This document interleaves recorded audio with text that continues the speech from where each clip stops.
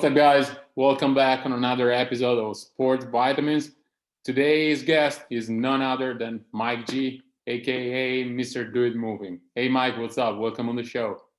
Yes, sir. Yes, sir. What's up? What's up? Thank you for having me. Really excited to break these questions down. Let's get it. So, Mike, I've been following you for a couple of years, but for the listeners that still don't know you, can you give us a little background? Yeah, so my name is Coach Mike Guevara. I come from Mexican American and Korean parents. I know I look full Korean, but that's okay. I grew up playing every sport that you can think of, martial arts, being a big background in martial arts, but took a close grew a close affinity to American football, and that was my sport of choice throughout the most of my high school and college career. That's what kind of birthed and inspired a career path in coaching because I really enjoyed the weight room. I enjoyed the training aspect of becoming faster and quicker to help me be a better football player. And I also enjoyed the coaching aspect. I love to help my teammates. I love to be the vocal leader. I love to help guys in the weight room. So once my career was concluded in college, which I had a very good career, I'm very proud of that career. Decided to move on to coaching because it was the most natural thing for me. Spent the better part of maybe 9, 10 years in the private sector where I started working from park to park, basketball court to basketball court. Finally got an internship at a facility called the Factory where I initially worked with NFL combine prep, high school, youth, and college performance. And had a ball of a time doing that because I got to work with athletes that were like me, American football players. So that was a really cool process, really kind of understanding and gaining the ropes of training at a high level athlete. So that was a really unique experience. Then moved on to professional tennis, women's tennis, WTA, where I worked with Victoria Azarenka for 4 years, two-year stints. So we did 2 years. Initially, we took like a year and a half, 2-year break, and then we did another 2 years. And there I was able to experience success at the world level. Victoria was already ranked number 5 at the time when I started with her. And then we ended up getting up to number 1, won a couple Australian Opens, experienced a lot of success at the highest level in the world. So that was a very unique experience for me as well. Then moved on to gym ownership. One of the hardest, most challenging moments of my career owning a gym because it's not just about training anymore. It's about marketing. It's about advertising. It's about hiring. It's about firing, which is very difficult, managing. And these are skills and traits that I had to learn on the fly, but it wasn't the easiest experience, but it was a valuable experience because I got to learn a lot about myself as well as really important skills to possess, I think, in this industry. And having an understanding of these skills is bare minimum. Got done owning a gym about a year and a half once I started and took a full-time role traveling with Jrue Holiday. And this is basically the kind of cornerstone moment of my career, which is why most people know who I am now. I'm very well known in the basketball space, which is a blessing because it's a lovely space. It's a wonderful space. It's a worldwide, global space, and it's male and female, which is very special because now you're able to reach both demographics.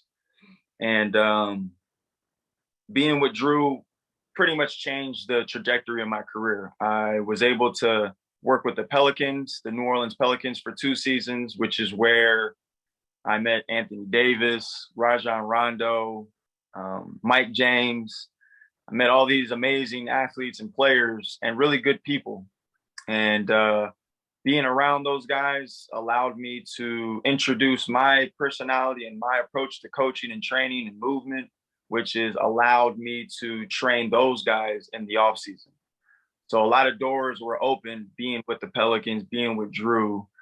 And, over the course of the next 4 years, I was able to experience a decent amount of success in a short amount of time, which has allowed me to create a business with my wife called Greatness Breeds Greatness. If you guys can see, that's our logo. And now we have stepped away from the full-time traveling trainer job and now are really, really focused on creating a digital app for the basketball space in which we can deliver performance and recovery exercise strategy to the world. And that is our main focus now.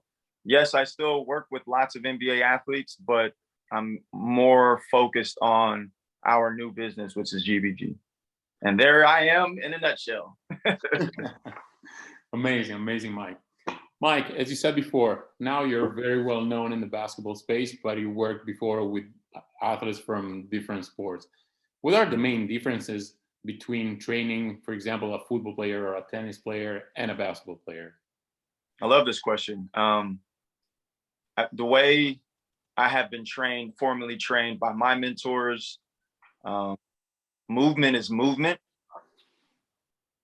There are distinctions between force profiles, movement styles, and demands of movement between each sport, but being able to understand how coordination affects said movement, being able to understand anatomy and fascial lines within movement, it translates really well across all sports. So I wanted to start off with that just to say that, when we look at an organism in a dynamic environment where movement is very relied upon to be successful in that sport or environment, if you understand the baseline fascial line system, coordination aspects, I think we can use those principles across the board. The main differences between these sports is culture. And what I mean by that is an American football culture, off the field work is second nature to us. And I say us because I used to play, meaning we are expected to train in the weight room. We are expected to do sprinting and change of direction and agility drills to make us better football players. However, within basketball, the culture is shifting slowly, but it's not an expectation to train in the weight room. It's not an expectation to do things outside of the basketball court to make you a better mover on the court. And I think that when you see LeBron James publicly say he spends, $1.5 million on an investment in his body, that's helping us as performance coaches that's helping us as performance coaches be more of a valuable or an asset to basketball athletes. But again, the culture isn't train. The culture is play. And ever since a child picks up the basketball, they're not thinking about what are the exercises that I can do to be a better basketball athlete or a better mover on the court. It's what are the drills that I can do to put this ball in the hoop, or what are the drills that I can do to make me be able to handle create a better handle on the ball. So I think the paradigm shift is evolving slowly with LeBron publicly saying what he's saying. LeBron's LeBron. Obviously, he's 37 years old playing at the highest level of his career, statistically speaking. So that does speak to how our job as performance coaches is important. But when you get a 22, 21-year-old rookie in the NBA come in and he doesn't know how to barbell back squat or barbell front squat, which is basic of the basics in the weight room, that just tells you how much exposure he's had to a weight room. So that culture is very, very contrasting. And then in terms of tennis is I want to call it a generational sport. And what I mean by that is they're still using technical idea and philosophy that was learned 30 years ago, because it's a generational thing. You know what I mean? It's this coach handed it down to this coach, which handed it down to this coach. And here we are, and we're still using the same methodology, which is a slightly faulted system, because the game changes. These athletes are changing. They're becoming more explosive, more powerful. Movement is more important than it ever has been in the history of tennis. So we have to evolve the way we teach tennis as well, right? So again, it's a cultural thing. It's a generational thing. It's a legacy thing. And sometimes we have to look at how the game is evolving so that we can evolve our practice. Got it. You know, Mike, I have a background being a baseball player, and in baseball, of course, lifting weights is normal. It's part of the game. While in basketball, as you said, I had so many conversations with my athletes, especially at the beginning of the season, where I asked them, how many times a week do you lift? Once a week, which is basically nothing, you know? Yeah. So we have this idea called training age. And training age just considers how much time have you spent in a weight room, right? Like, lifting weights is a skill in itself, as is swinging a baseball bat, throwing a pitch, or shooting a basketball.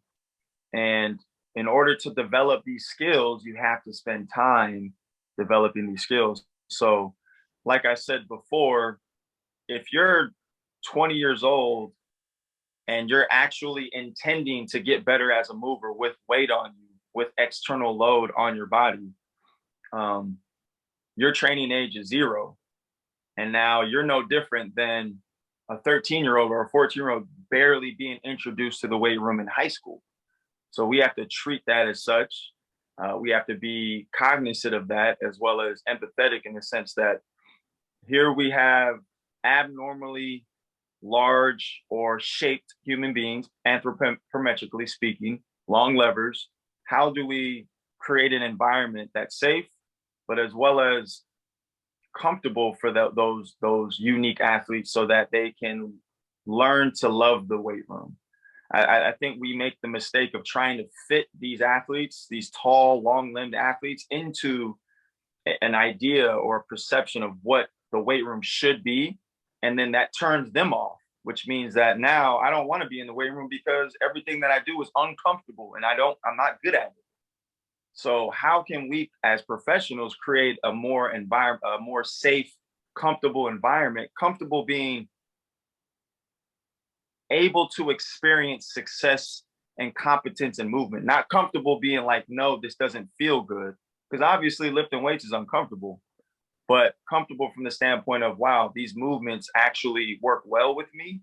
And now I can continue to work on the actual movement versus feeling like I can't do anything. Okay. And Mike, practically, how do you go about creating a comfortable environment for them? Well, you look at the commonalities in which are movement restrictions within basketball athletes. So biomechanically, we're all trained as performance coaches to see what joints need to move well in order to create a quality movement, right? For instance, ankle mobility is something that is talked about a lot, and rightfully so, because in order to perform quality squat patterns, you need a decent amount of ankle mobility. Is that fair to say? Yeah. So if we have quality dorsiflexion, for the most part, we're going to be able to squat with quality movement competency. However, if we know and understand basketball athletes, we know that ankle dorsiflexion is limited in most basketball athletes for a multitude of reasons. Could be because they don't practice quality movement hygiene within their ankles. It could be because they play so much game since they pick up a basketball at the age of 8. Could be because they stay in sneakers and shoes all the time. All these different ideas could contribute to lack of ankle mobility. Neither here nor there. The fact is, if I don't have good ankle mobility, I can't squat that well. So how do I, as a strength coach, create an environment so that we do understand we need to load the system, and squatting is a good way to load the system as it applies to demanding sport? Well, I have 2 options. I can raise the heels, so create a little bit of a heel lift with an Olympic lifting shoe or slant board of some sort. That's going to allow access for the athlete to gain depth into ranges that they're probably not too strong at because they're so tall and they're not used to playing low. Or B, I can distribute the weight in the body to create a counterbalance versus an inhibition in the actual depth of the movement. For instance, our goblet squat. We know that if we load the front of the body, lack of ankle dorsiflexion is less of a limiting factor. So just understanding ways to manipulate can help athletes create that environment that's going to be successful for them in their mind, experiencing that success, and then now creating an infinity to actually feeling strong and moving well. Got it. I like that answer. Mike, yesterday I was listening to an episode that you recorded last week with Tyler Lasher. He actually was on my show last week as well. Hey. And, he brought up the concept of movement strength. Can you break it down for us? Yeah, so I think the easiest way to understand movement strength concepts are how strong are my athletes, or how strong am I in the dynamic random space of sport as it relates to physical contact from another human being or massive momentum. For instance, we'll use Jrue Holiday. Jrue Holiday is probably the strongest. Let me rephrase that. Jrue Holiday probably possesses the most movement strength that I've ever witnessed in my life or career with my own 2 eyes, because his ability to combine balance, control, speed, coordination, and anticipation defensively is second to none. A lot of this does have to do with just sheer mass. He's 220 pounds. Not a lot of guards are that big. 220, 6'3.5", 6'4", 220. That's a football player. But we have been able to build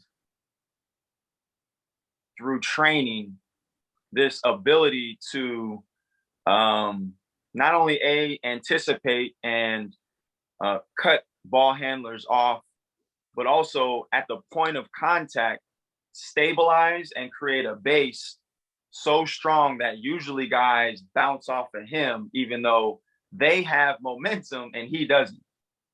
So that's a really good way just to look at what movement strength concepts are trying to get across. It's like, how well do I stabilize? How well do I control my body? How well do I understand how to create depth and leverage so that when I acquire physical contact, I'm still stable? And that those concepts pertain to when I'm also on offense. Let's say I'm driving the ball through the lane, I'm in traffic, I can Euro, and then there's a help side defender. I create the contact and I can still finish. Control, always be in control. Our ABCs, ABC, always be in control. And I think movement strength is something that we can train in the weight room if we understand the ideas of what it takes to have good movement strength. Got it. Mike, how do you improve stability in your athletes? And how do you make sure that they own their positions?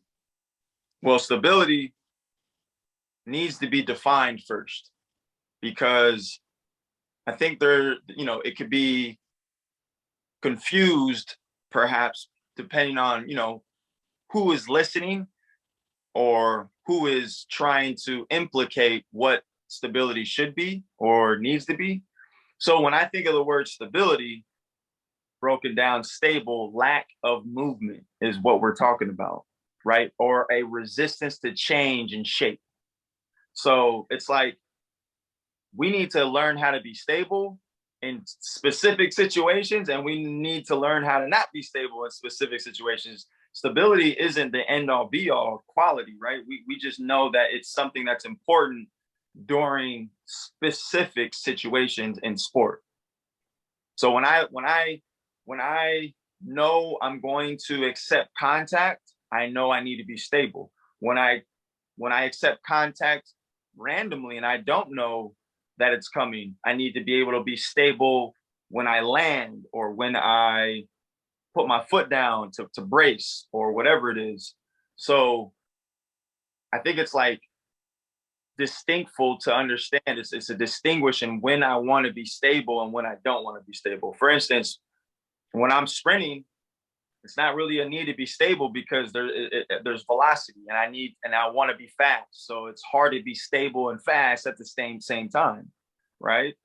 But when I want to jump off of one foot, or when I want to cut, or when I want to Euro, those impacts or collisions on the floor with my feet require a co-contraction and stability in order for the system to stay rigid so that energy doesn't leak and my cut is less effective, or maybe I have a joint that's a little loose and now bad things can shift and happen. So that's another moment when I want to be stable. At those large collision impact type moments when I'm trying to maneuver, get away, or explode. So defining those moments is very important when you define stability. And the way we work on it is get out of the shoes, allow the foot to start to build strength so that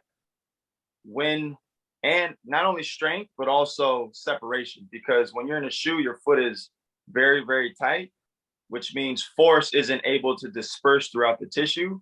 Whereas if you open your foot up, now force can distribute throughout the tissue, and now it travels up the chain. Imagine this is my leg, a lot more efficiently. So we get our athletes out of their shoes. We allow them to feel the floor of what their foot is supposed to experience during single leg contact, during single leg stabilization.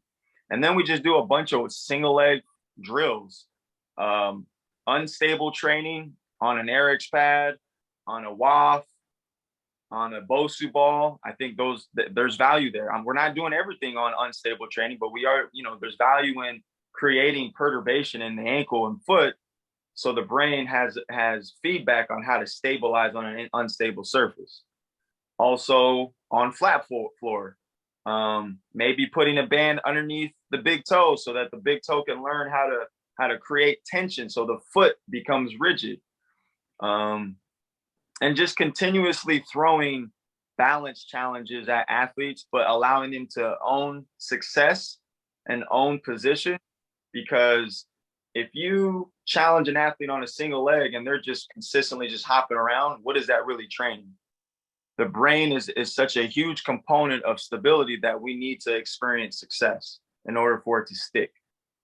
So making sure our athletes are experiencing success, balance aids, single leg option, the back leg is balance aided. There are multiple ways to manipulate the environment so that you can create success. And once the athlete's successful, then you remove balance aids. And once the athlete's successful with that, then you add load. And once the athlete's successful with that, then you add dynamic stability. So there is a paradigm and there is a progression. But again, the main point is get out of the shoes, spend some time on a single leg on unstable and stable surface, and then progress from there. Do you also use Naboso mats? Nabosu, yeah. So Nabosu is cool because sensation is something that desensitizes on the bottom of the foot as we stop being barefoot, right? So if you don't use it, you lose it. And as we know, the hands and the feet are very, very sensitive to touch and sensation as a feedback mechanism to know where we're at in space, right?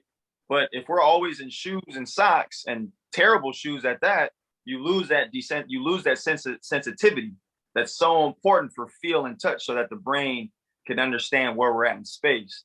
So the Nobosu mat brings that sensitivity back to the bottom of the foot because it's a textured mat.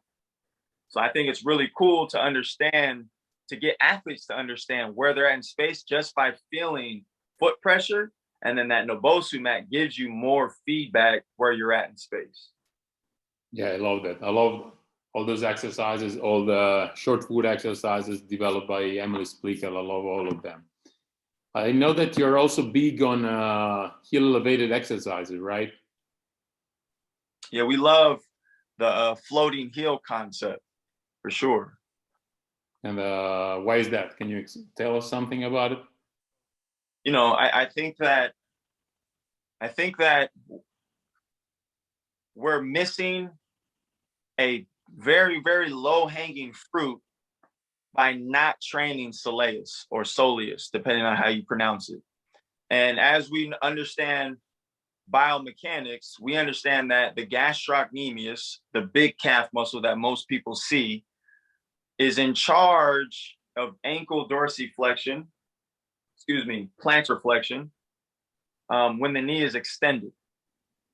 But if you look at sport, and all sports for that matter, when are we ever in knee extension? Just standing up, resting, really. You know what I mean? We're rarely in knee extension. But we do a lot of training for the gastroc, a lot of calf raises, etc. ISO holds. So I think that the floating heel idea, so if I'm in a rear foot elevated split squat, but I got a slant board underneath my forefoot, my heel has to be above neutral, or even neutral because it's floating. There's a lot of tension and a lot of force application required by the soleus. And the soleus is responsible for like 7 to 10 times body weight in impulse and projection. So why aren't we training that? It just makes sense to me to really utilize a low hanging fruit idea of, this is a group of muscles that's responsible for propulsion. Propulsion is very, very important for acceleration. Don't you think we should train that? So I think the floating heel idea speaks to the soleus training, but also is like a two birds with one stone idea in the sense that I can do soleus training and other things at the same time. Doesn't have to be this unique independent exercise. If I'm doing a rear foot elevated split squat with a safety bar and I have a heel raise or a floating heel, now I'm training that entire complex of the lower leg, as well as, you know, whatever else that you're working out with that rear foot elevated split squat stress. I love it. It really makes so much sense. Mike, I would like to know something about how you periodize, regress, and progress all your exercises, because if someone takes a look at your Instagram page, they can see that there is a lot of variability among the exercises that you give to your players. Yeah, you know, and Instagram, you know, it's a gift and a curse, right? Because what I'm understanding now is a lot of people look to social media for education, and that's good and bad, because there's a lot of good stuff out there, but there's a lot of bad stuff out there. And you know, if you get wrapped up in the allure of what social media shows you, you kind of miss out on an opportunity to learn the basics, because everyone's trying to chase a like or trying to chase exposure. So we put out things that are, you know, unorthodox. And I am no different from the standpoint that sometimes when I post, I'm posting more of concepts and ideas than actual day-to-day. And I inspire people to think outside the box a lot, which is why I put those types of things on my social media. It's not because I want to impress you or show you how unique and variable I am. It's because I like to challenge the norm. I like to think outside the box, and I encourage others to do so. That being said, quality training is quality training, and that requires a knowledge of regression, progression, and also observation and assessment of what your athletes can do. You need to be able to provide a training menu, exercise selection menu that allows them success in what our goals are pointing towards. And I think I want to talk a little bit about my GPP, general preparatory phase, when these athletes come to me, is the 1x20. Dr. Michael Iezzi, y'all go check that out, Google it. It's everywhere. But initially and essentially what it is it's 10 exercises, one set of each exercise, 20 reps. And the goal is to challenge the athlete with loads that become very challenging at around rep 18, 19. And sometimes you won't even make it to 20. It's almost to a failure type idea. But you have to be careful depending on the training age, like we said before. Because as you know, as fatigue sets, what starts to sacrifice? Form. So we got to be very, very vigilant and cognizant of what do my athletes understand as they experience extreme fatigue, and are they able to hold shape? But that being put aside, my exercises are very, very traditional and basic. Barbell back, no, not barbell back squat. Safety bar, rear foot elevated split squat with hand assisted. Trap bar deadlift, barbell hip thrust, dumbbell one arm bench, dumbbell prone row, dumbbell pullover. So dumbbell traveling lunge.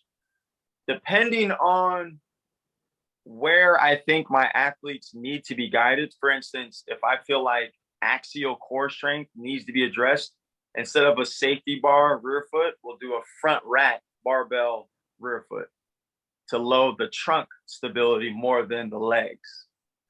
But that again has to do with who is in front of you. What is the training age of the athlete? How long have they been working out with you? How long have they been working out?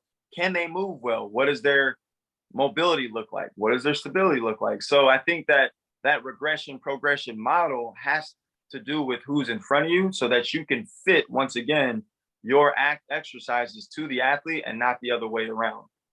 I think as performance coaches, our ego gets in the way of success. And at the end of the day, if your athletes are successful, you're successful. And that's the way you want to think about it. Allow your athletes to succeed so that you can succeed, because at the end of the day, that's what matters.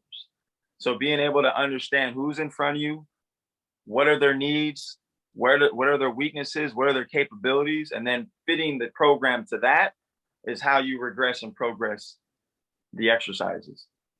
Very, very easy example. I have a 9th grader that I'm training right now. And our rear foot elevated split squat option is a goblet, kettlebell goblet, rear foot elevated split squat. That's his level. That's his regression. Would I ever do a barbell rear foot elevated split squat day one? Of course not. That's not his level. He can't even hold the barbell rack properly. So how do I allow him success?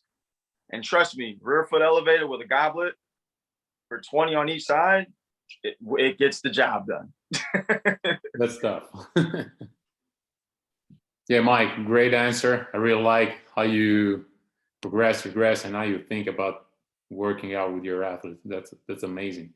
So let's switch gears. Let's move to the last part of our conversation. I would like to know something about how you try to motivate your athletes. The beauty about the private sector is it doesn't really require a lot of rah-rah from my standpoint, because they pay me to come to me. So that's kind of why the private sector is refreshing to me, because you have willing and able athletes every day because they're paying you to come to you. You know what I mean? When I worked with the Pelicans, every day they didn't want to work out. Every day they don't want to see my face or hear my voice. But when you're in the private sector, they choose to be with you. So it's a little bit of a different mindset. However, we do have days, we call them dog days, where, you know, an athlete is scheduled to come in and maybe they had a bad night's sleep. Maybe they ate something poor. Maybe they just damn right don't want to work out. And they still show up, and they still show up to be served. They still show up to experience a really quality, high level experience. So as a coach, I need to be able to recognize those subjective signals, listen to them, see them, acknowledge them, and then maneuver and pivot. So I spoke about this at PDCon in Miami, which was a conference that I presented at. And what I presented on was called prime time. And prime time is another synonymous word for warm up, but fun warm up. And I think that fun is a boat that's missed in training. It's okay to have fun in training. It's okay to engage and inspire smiles and laughter. And when you inspire smiles and laughter, all of a sudden, energy is picked up, motivation is picked up, morale is picked up. All these psychological factors that they didn't come in with is now apparent and present. So playing a game as simple as spike ball is an easy way. And spike ball, you know, you Google it, spike ball spelt as sounded, is an easy way to get guys in the mood to work out. You know, they may not have been in that mood prior to spike ball, but I guarantee after a game of spike ball, everyone's going to want to train. Everyone's going to feel better. Everyone's going to feel happier. And you might get 70% more out of the athlete than 30%. And if that's the change, then it was worth the 20-minute pivot. Great. And Mike, how do you make sure to get better and improve your craft on a daily basis? Doing things like this, talking about the craft, exchanging and talking shop with people like you. I'm currently in Coach Ramses Nijim's cohort of APC, Applied Performance Coach certification. Shout out to him and his ability to continuously push the field and help us get better. Seminars, reading, podcasts, books, you know, anything and everything that's going to keep you sharp and updated in the field, because it's a ever evolving field that changes every year. Hopefully in the good way. I think science is definitely exponentially advancing, so that allows us more information. But I think doing all of those things a little bit every day is going to help you stay sharp. How important is for an athlete to know that their coach is improving his craft every day? It's important. It's vital, because every year when the athletes come back every summer for off-season training, it's not the same program. It feels different. It's effective, but it's not the same old program. And I understand that we need to. There's value in mastering simplicity. I understand that, but I also understand how to keep customers and how to keep people coming back. And there's a balance. You know what I mean? It's not about money and it's not about monetary gain, but it is about allowing yourself to be in the presence of young athletes and helping them change their lives for the better. And I look at myself as a mentor, and I feel like the more time I have with young people, the more I can influence them. So if me keeping things fresh is the case and the key to success, then I'm going to practice that. Great answer, Mike. All right, Mike, usually we finish off with 3 rapid fire questions. You ready? All right, rapid fire me. Here we go. All right. You mentioned many exercises, but what's your favorite exercise in the weight room? Safety bar, rear foot elevated split squat. Nice. Great. Floating. Of course. What's your favorite book? Favorite book. I think one of the most impactful ones, I actually have it here, is called Primal Leadership. Primal Leadership. And the reason why is because it's helped me understand and learn that